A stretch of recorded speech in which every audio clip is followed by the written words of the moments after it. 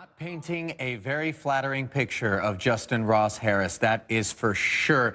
Senior producer Natisha Lance and CNN legal analyst Philip Holloway join us now outside the courthouse. And Natisha, obviously, the defense cannot be happy with those text messages being read in court. How did they counter?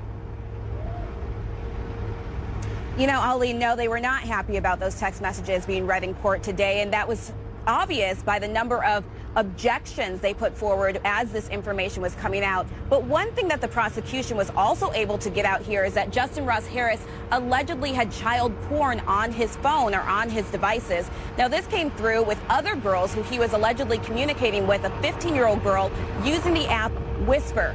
But I will say there was a win for the defense in this, whereas in those communications that Justin Ross Harris was having, he never said anything negative about his son Cooper, and he talked positively about him, actually saying that his boy was so smart. He also said that he would never leave his wife because he had a child. Natisha, what was Justin Ross Harris's demeanor in court, especially when all of these text messages were being read? And also, was his wife there? Well, I'll go with the second part first, Yasmin. No, his wife was not there. She was actually not at the last pretrial hearing as well. The last time we saw her was when Justin Ross Harris was in for the charges being presented against him. And his demeanor, you know, at the beginning of court, the defense had asked for his shackles to be removed from his hands, his handcuffs to be removed.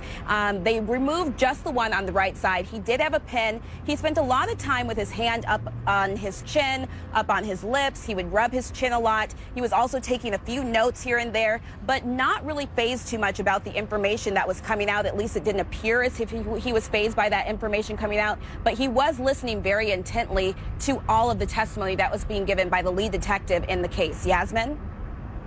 Philip, you've been patient throughout this. Do you think the judge is going to allow this evidence into the trial ultimately or not?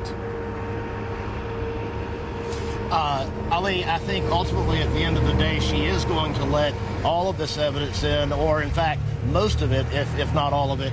If anything we can get from today's rulings is that she is sympathetic to the prosecution side. She has denied almost everything that the defense has asked her to grant. So her rulings at this point seem to favor the prosecution. It seems to favor that she will let this evidence in because the prosecution is saying it all goes to motive. It all goes to some reason why he would want to leave his wife and not have a child and to live a life without the burdens of a family.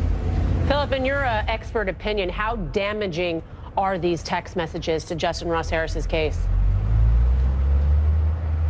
If they're admitted into this trial and a jury hears them, they are going to be extremely damaging because just the snippet that we heard about today was a conversation he was having on something called Whisper with an anonymous person just minutes before Cooper died, where he was essentially, and I'm paraphrasing, lamenting the fact that he was married and that he had a child and that both he and Cooper need an escape or something to that effect.